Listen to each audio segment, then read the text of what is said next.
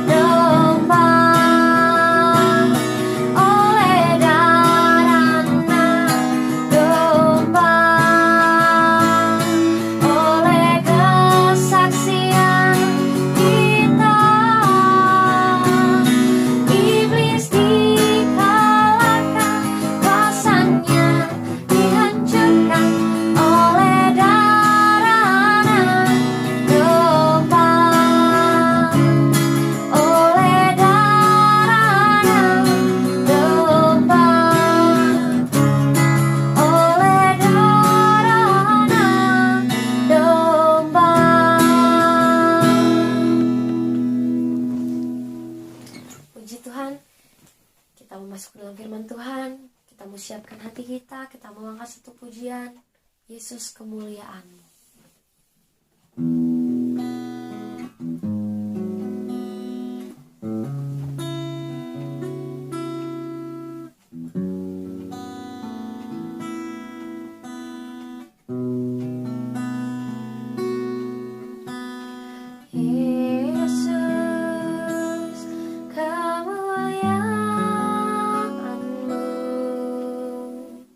Pulihkan hati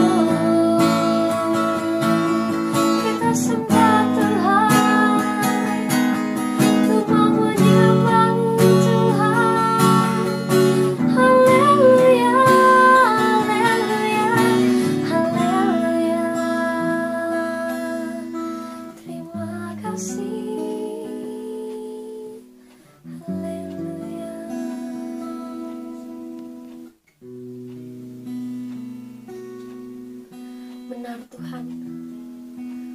Sepanjang umur hidup kami, yang kami ingin lakukan hanyalah menyembah-Mu Tuhan. Bapa kami yang di surga, terima kasih Tuhan.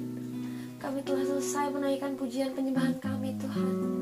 Terimalah segenap pujian penyembahan yang telah kami naikkan ya Bapa. Tuhan, sebentar kami mau mendengarkan firman-Mu Tuhan. Kiranya Engkau yang melawat setiap hati kami Tuhan, agar apa yang kami dengar Tuhan dapat kami lakukan dalam kehidupan kami sehari-hari ya Bapa, dapat menjadi rema dalam kehidupan kami. Engkau juga yang memberkati hamba-Nya yang akan membawakan firman ya Bapa. Engkau yang memberkati dia dalam pekerjaannya, dalam kehidupannya, dalam keluarganya, terlebih lagi dalam pelayanannya ya Bapa. Terima kasih Tuhan, kami siap mendengarkan firman-Mu Tuhan. Hanya di dalam nama Tuhan Yesus Kristus, Juru Selamat kami yang hidup, yang percaya bersama kita katakan, amin. Shalom, puji syukur kepada Yesus Kristus, Tuhan Allah kita, Juru Selamat kita yang hidup, yang kembali mempertemukan kita dalam ibadah online kita pada hari ini. Tentu saja semua karena kebaikan, kemurahan Tuhan bagi kita semua jemaat-jemaat yang dikasihi Tuhan. Puji Tuhan. Tadi kita sudah diberkati lewat pujian penyembahan. Biarlah itu menjadi dupa yang harum di hadapan Tuhan. Dan kita saat ini boleh lebih mempersiapkan lagi hati pikiran kita fokus untuk kita juga boleh menerima kebenaran firman Tuhan. Firman Tuhan pada siang hari ini akan saya beri tema yaitu belajar dalam badai. Khotbah ini akan berkelanjutan setiap minggunya. Jika saudara tanya berapa seri semuanya, saya juga belum tahu karena saya akan berjalan, akan menyampaikan sesuai tuntunan pimpinan daripada Roh Kudus. Dan untuk minggu ini saya akan beri judul yaitu ketaatan di tengah badai. Jadi temanya adalah belajar dalam badai, tapi subjudul di minggu ini adalah ketaatan di tengah badai. Mendengar kata badai, baik itu badai ekonomi, badai kesehatan, badai resesi, badai rumah tangga, atau hal-hal yang berhubungan dengan badai dalam kehidupan ini, pikiran kita mungkin langsung akan memikirkan sesuatu hal yang menyedihkan, yang menyulitkan, identik dengan penderitaan, kesusahan, masalah. Rasanya tidak ada sisi baik daripada sebuah badai. Tapi mari kita cermati bahwa dalam setiap kesuksesan, dalam setiap keberhasilan, biasanya lahir sesudah badai itu terjadi. Seperti ada sebuah kata bijak yang sering kita dengar yaitu pelangi sehabis hujan. Jadi sebenarnya ketika kita di tengah badai, ketika kita di dalam badai tersebut, sesungguhnya kita sedang belajar untuk sebuah kesuksesan, untuk sebuah keberhasilan, untuk sebuah perkara-perkara ajaib, untuk sebuah mujizat yang akan kita terima sesudah badai ini berakhir. Amin. Oleh karena itu, pembelajaran apa saja yang bisa kita terima pada saat kita berada di tengah badai? Khotbah yang seperti yang saya tadi bilang, di seri yang pertama ini saya akan beri judul yaitu ketaatan di tengah badai. Mari kita buka firman Tuhan kita dalam Markus 4 ayat 35 sampai 41. Markus 4 ayat 35 sampai 41 saya akan bacakan. Pada hari itu waktu hari sudah petang, Yesus berkata kepada mereka, "Marilah kita bertolak ke seberang." Mereka meninggalkan orang banyak itu, lalu bertolak dan membawa Yesus beserta dengan mereka dalam perahu di mana Yesus telah duduk, dan perahu-perahu lain juga menyertai dia. Lalu mengamuklah taufan yang sangat dahsyat, dan ombak menyembur masuk ke dalam perahu, sehingga perahu itu mulai penuh dengan air. Pada waktu itu Yesus sedang tidur di buritan di sebuah tilam. Maka murid-muridnya membangunkan dia dan berkata kepadanya, "Guru, engkau tidak peduli kalau kita binasa?" Ia pun bangun, menghardik angin itu dan berkata kepada danau itu, "Diam, tenanglah." Lalu angin itu reda dan danau itu menjadi teduh sekali. Lalu ia berkata kepada mereka, "Mengapa kamu begitu takut? mengapa kamu tidak percaya?" Mereka menjadi sangat takut dan berkata seorang kepada yang lain, "Siapa gerangan orang ini sehingga angin dan danau pun taat kepadanya?" Puji Tuhan, kisah di atas ditulis dalam Injil Markus, tapi juga ditulis dalam Injil Matius dan juga Injil Lukas. Karena ketiga Injil ini biasanya disebut dengan Injil sinoptik, yaitu artinya menceritakan banyak kejadian-kejadian yang sama dan mirip. Ada beberapa perbedaan dari cerita itu, tapi perbedaannya adalah tujuannya untuk saling memperlengkapi. Dan yang kita baca tadi dalam Markus adalah murid daripada Petrus. Jadi Petrus ketika itu menceritakan pengalamannya, lalu ditulis oleh Markus. Dan di Markus ini kita akan dapat beberapa tambahan yang tidak ditulis di Injil lain, di Matius dan juga di Lukas. Yaitu dikatakan dalam ayat 35, "Pada hari itu, waktu hari sudah petang, Yesus berkata kepada mereka, 'Marilah kita bertolak ke seberang.'" Di situ ada keterangan, yaitu waktunya adalah kejadiannya pada waktu petang hari. Petang pada zaman dahulu ditandai dengan terbenamnya matahari. Jadi mungkin kalau zaman saat ini ya sekitar jam 5, jam 6 sore mungkin ya, ketika matahari sudah terbenam. Dan kita tahu ternyata perjalanannya itu ke seberang itu, yaitu ke Gerasa, daratan Gerasa yang dituju oleh Yesus, memakan waktu yang cukup lama, artinya cukup jauh. Karena ketika mereka tiba di sana, mereka tiba pada waktu pagi-pagi sekali. Dari mana kita tahu bahwa itu pagi hari? Karena ketika Yesus mengusir orang yang kerasukan setan, lalu setannya meminta izin untuk masuk ke dalam babi-babi yang sedang makan, di situ dibilang. Dan kita ketahui bahwa jam makan daripada babi itu sekitar jam 4 pagi sampai jam 6 pagi. Di situ mereka biasa diberikan makan. Jadi suatu perjalanan yang cukup panjang. Artinya Yesus dan juga murid-muridnya tahu bahwa mereka bakal bermalam di perjalanan. Danau Galilea adalah danau yang terbesar di Israel, sekaligus danau yang terendah di muka bumi ini. Memang ada yang lebih rendah lagi, yaitu Laut Mati. Tapi ketika kita bicara danau air tawar, maka tidak ada yang mengalahkan di dunia ini. Yang paling rendah adalah Danau Galilea. 211.000 lebih meter dari permukaan air laut.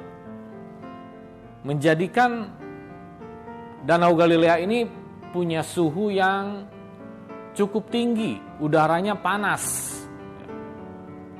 Ketika saya atas anugerah Tuhan beberapa tahun yang lalu pergi ke Danau Galilea, memang saya merasakan udara yang cukup berbeda dari tempat-tempat sekitarnya.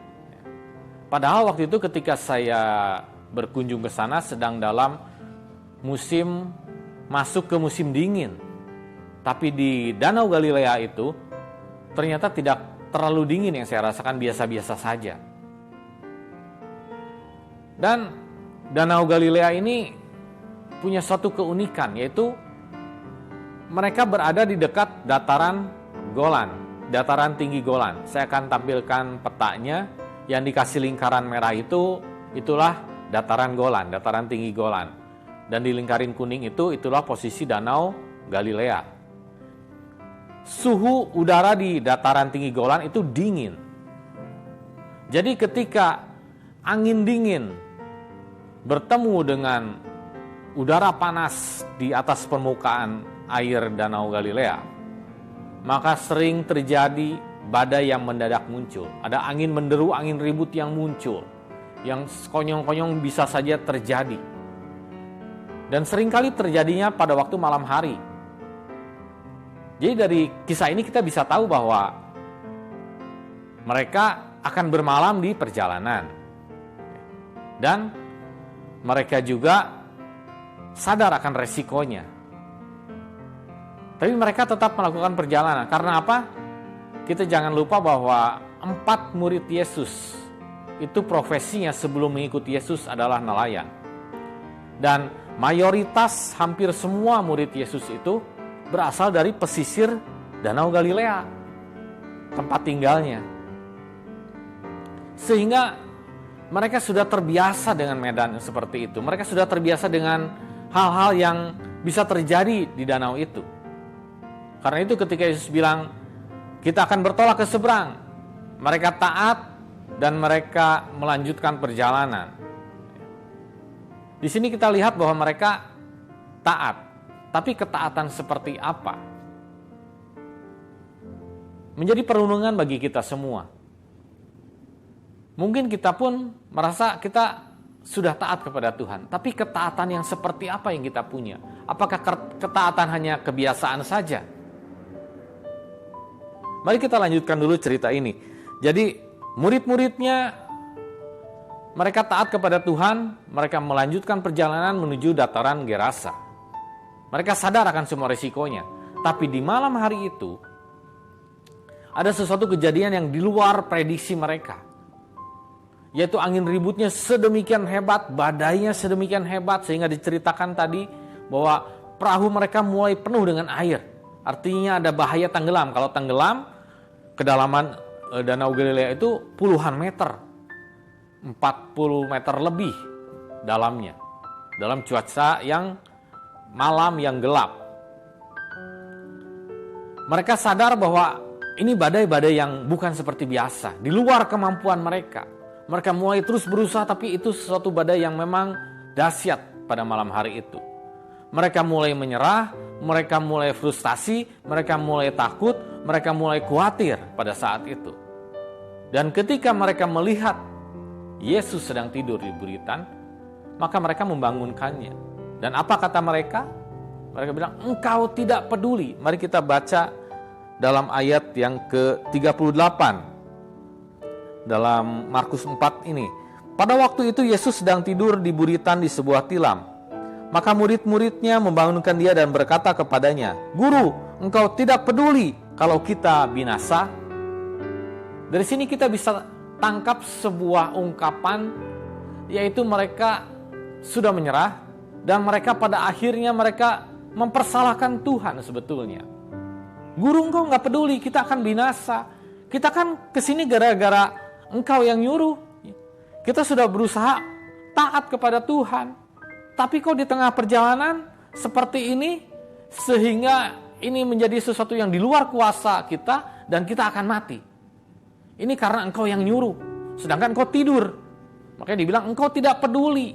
Dari sini kita bisa lihat kualitas ketaatan dari seseorang. Ketika ada badai, ketika ada sesuatu masalah yang besar, di situ kita bisa lihat bagaimana kualitas ketaatan seseorang.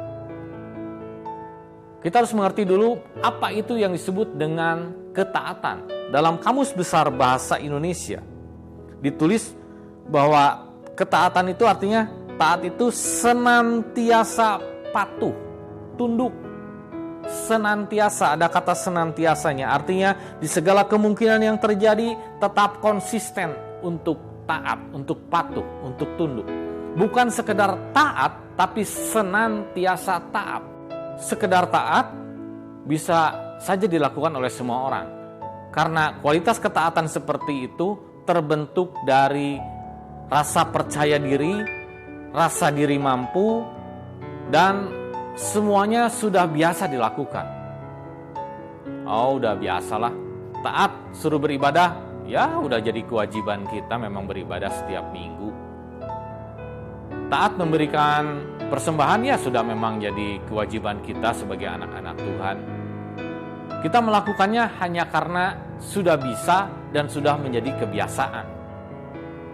Tapi untuk punya kualitas ketaatan yang senantiasa taat, itu dibentuk dari sebuah kepercayaan yang di luar batas kemampuan kita, yaitu kepada Tuhan. Apapun yang terjadi, kalau Tuhan sudah berkata kita akan sampai, kita akan bertolak ke seberang, maka badai apapun yang mencoba menghalangi kita, yang coba menghambat kita, kita akan tetap taat, kita tetap percaya bahwa Yesus dan kita akan sampai di seberang sana, di tempat yang dituju. Amin. Kualitas ketaatan seperti itulah yang terbentuk karena kita mengandalkan Tuhan. Jadi kualitas ketaatan seseorang sekali lagi bisa terlihat ketika ada dalam badai. Apakah dia menyalahkan Tuhan, menyalahkan lingkungan sekitar, menyalahkan orang lain atas kejadian badai yang dialaminya, yang membuatnya menyerah, frustasi, takut, dan khawatir, atau orang itu tetap senantiasa taat, fokus melakukan apa yang Tuhan perintahkan. Kalau saudara ditanya, misalnya pada saat pandemi seperti ini, ketika mengalami suatu krisis, resesi yang Tuhan izinkan saat ini terjadi dalam kehidupan banyak orang. Ketaatan seperti apa yang kita punya dalam suasana seperti ini?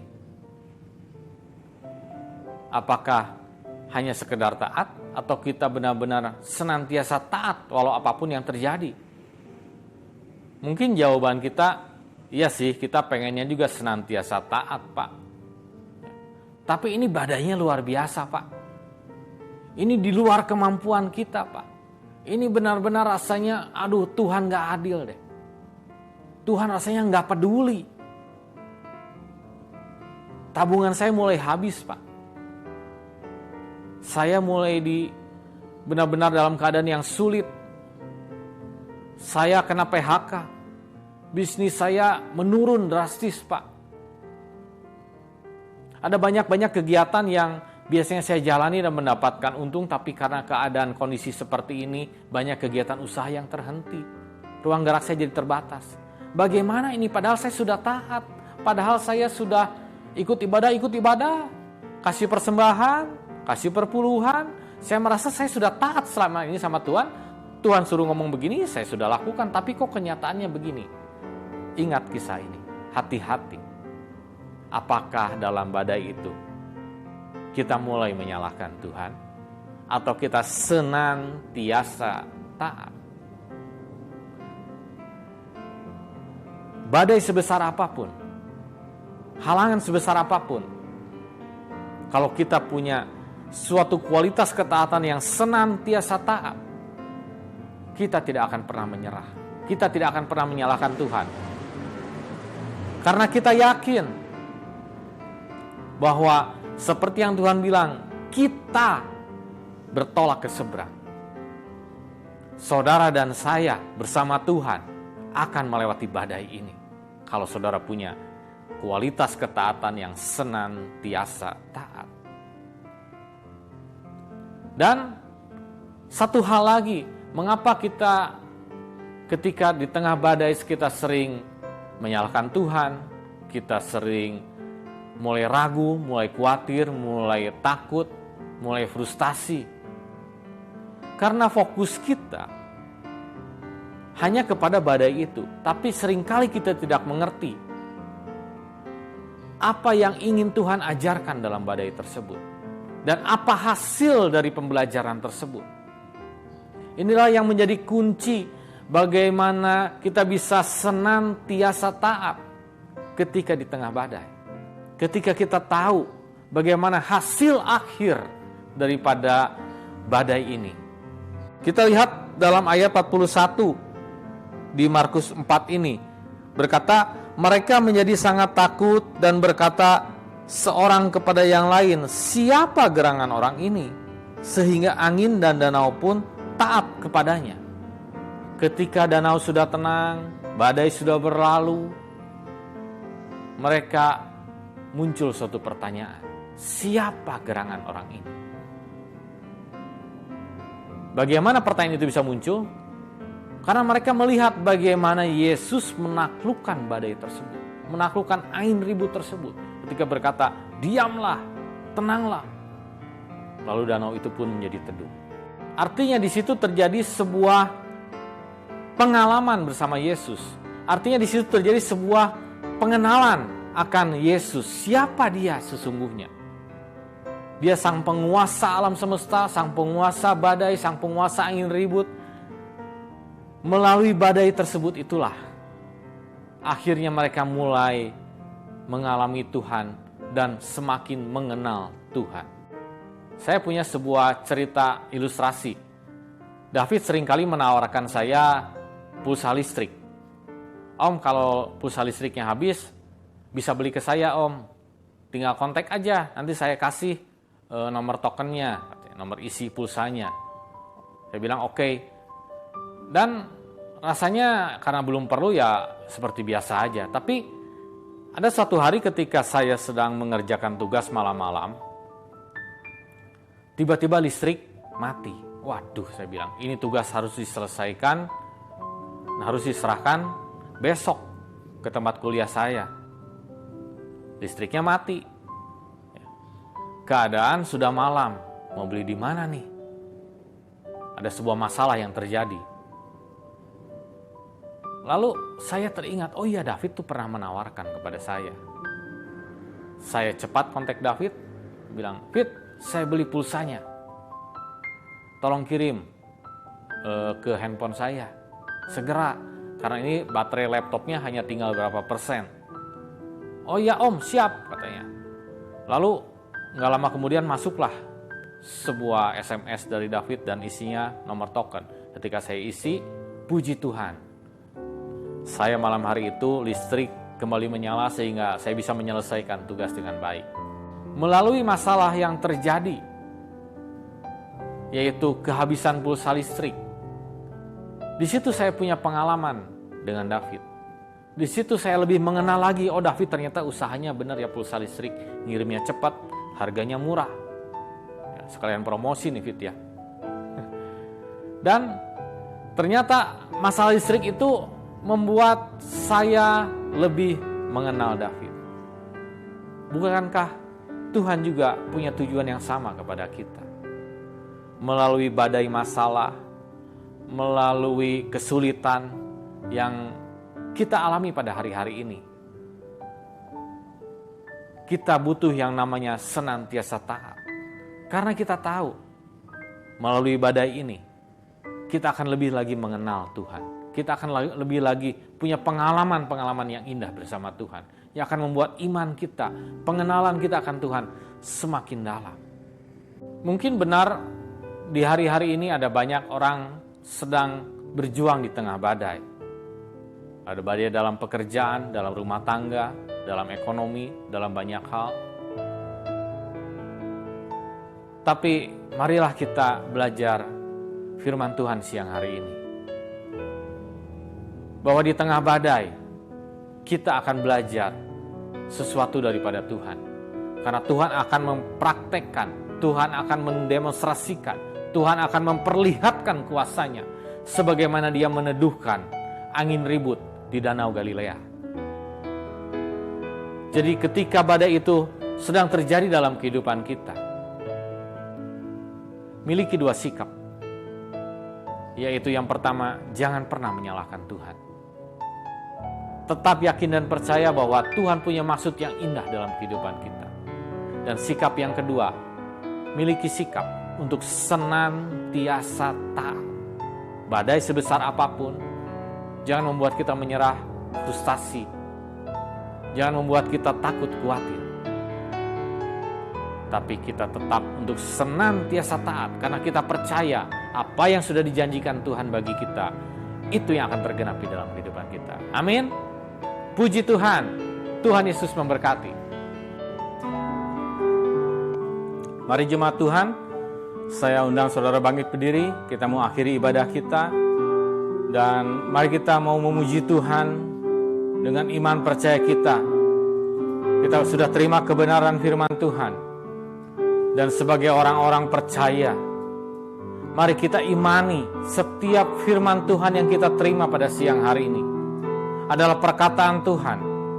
Dan perkataan Tuhan adalah sesuatu yang pasti, sesuatu yang akan selalu tergenapi dalam kehidupan kita.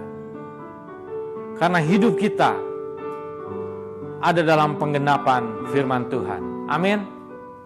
Puji Tuhan. Haleluya Yesus. Hidupku menggenapi menggenapi firman-Mu. Tanda mujizat sertai setiap langkahku. Kau bersamaku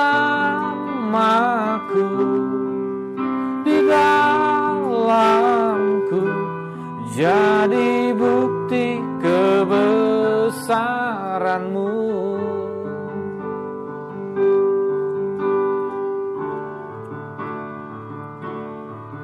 Tuhan, Kau sempurna dalam rencana-Mu dan karya-Mu. Ku serahkan hidupku, murnikan dengan Roh-Mu. Hidupku menggenapi firman-Mu. Amin Tuhan. Tanda mujizat sertai tiap langkahku. Kau bersamaku di dalamku, jadi bukti kebesaranku. Kau bersamaku, Kau bersamaku di dalamku, jadi bukti kebesaran-Mu. Jadi bukti kebesaran-Mu. Haleluya, haleluya Yesus. Engkau Allah yang ajaib, karya-Mu nyata dalam hidup kami. Mujizat-Mu digenapi ya Tuhan. Terima kasih Yesus. Haleluya Yesus. Haleluya Yesus. Mari kita satukan hati di dalam doa. Bapa yang kami sembah, dalam nama Tuhan Yesus Kristus, kami mengucap syukur buat ibadah yang indah siang hari ini yang boleh Engkau berikan bagi kami ya Tuhan. Kami menikmatinya, hidup dalam penyertaan-Mu Tuhan, hidup dalam berkat-Mu senantiasa ya Tuhan. Walaupun memang ada badai yang mungkin sedang kami alami ya Tuhan, tapi kami tidak akan pernah menyerah. Kami tidak akan pernah menyalahkan Engkau, tapi kami mau belajar untuk senantiasa taat ya Tuhan. Sebab kami yakin percaya Engkau akan menyatakan kemuliaan-Mu, Engkau akan menyatakan mujizat-Mu, membuat kami punya pengalaman yang indah bersama Engkau, membuat kami semakin mengenal Engkau, semakin bertumbuh dalam iman percaya kami kepadamu. Terima kasih Yesus, terima kasih ya Tuhan. Menyerahkan hidup jemaat-jemaat-Mu, GSPDI Philadelphia Immanuel Cimahi, juga seluruh orang yang sedang menyaksikan ibadah khotbah ini ya Tuhan. Biarlah roh damai sejahtera, roh kekuatan, roh sukacita selalu mengalir dalam setiap kehidupan kami. Memberkati kegiatan-kegiatan kami seminggu ke depan, dimanapun kami berada. Biarlah kuasa tangan-Mu yang akan membimbing kami, memberkati kami, memimpin kami, sehingga kami boleh mengalami Engkau dalam setiap kehidupan kami. Kami boleh punya pengenalan yang lebih lagi akan Engkau ya Tuhan. Terima kasih Yesus, terima kasih ya Tuhan. Berdoa terus Tuhan untuk keadaan bangsa dan negara kami ya Tuhan. Untuk wabah pandemi ini ya Tuhan. Kami sangat yakin percaya badai ini akan berlalu, dan kami boleh melihat kuasa-Mu dinyatakan, dimuliakan atas bangsa dan negara kami. Berkati seluruh pemimpin-pemimpin negeri kami, berikan mereka hikmat, roh takut akan Engkau, sehingga mereka boleh memimpin negeri ini. Mereka boleh membuat sebuah keputusan yang takut akan Engkau ya Tuhan. Terima kasih Yesus, terima kasih buat semua yang terbaik sudah Engkau berikan dalam hidup kami ini ya Tuhan. Berdoa juga terus Tuhan bagi Ibu Bapak Gembala kami, juga para pengerja, juga guru sekolah minggu, Diaken, diakonos, penatua, semuanya jemaat-Mu ini Tuhan, kami serahkan ke dalam tangan-Mu. Kami percaya ada waktu-Mu, ada cara-Mu yang ajaib untuk menjawab kerinduan kami ini untuk beribadah bersama-sama dalam gedung gereja ya Tuhan. Tapi kami mau senantiasa taat ya Tuhan. Terima kasih Yesus, terima kasih ya Tuhan. Sebentar kami mau terima berkat yang daripada-Mu. Mari jemaat Tuhan, angkat tangan-Mu, katakan amin untuk setiap berkat yang kau imani, yang kau terima. Diberkatilah keluargamu, diberkatilah usahamu, diberkatilah pekerjaanmu, diberkatilah rumah tanggamu, diberkatilah kesehatan yang daripada Tuhan. Karena itu, hiduplah dan berjalanlah dalam anugerah Allah Bapa, kasih sayang Yesus Kristus, penghiburan, kekuatan yang daripada Roh Kudus yang akan menyertai-Mu, memimpin-Mu mulai saat ini sampai Maranatha, sampai Yesus datang kedua kembali. Setiap orang yang percaya bersama kita katakan amin. Puji Tuhan. Selamat hari Minggu. Tuhan Yesus memberkati.